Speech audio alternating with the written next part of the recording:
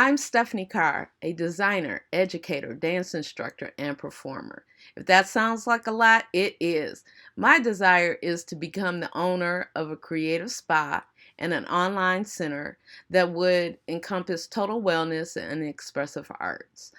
Teaching allows me to combine my knowledge of history and culture with my love of arts. My goal is to utilize the concepts that are in the instructional design master's program to be able to develop training programs for art and culture. I obtained my BFA. My major, fashion illustration, turned out to be a dying field. I then adapted, utilizing skills that I learned in illustration and design. As Green states in his book Mastery, the first is apprenticeship, the second is creative active, and the third is mastery. My apprenticeship began when I obtained a position in an ad agency. And in the fit of fury, the creative director said that I would never be a great designer.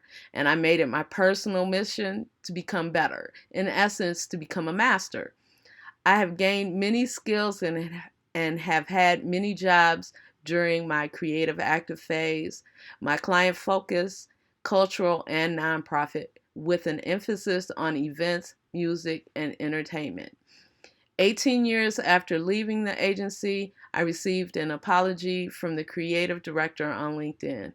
During our exchange, I felt grateful for the experience obtained, and at that point, I knew that I had attained my first mastery. My insights on finding my life's path are: number one, love your subject and feel a profound connection to it.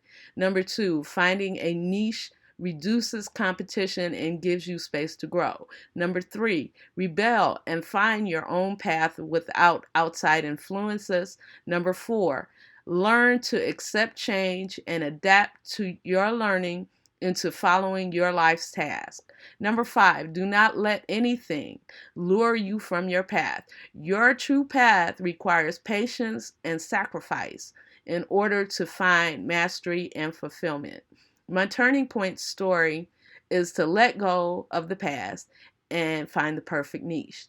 During one of my dance classes, a student became upset, and as a group, we began to console that person.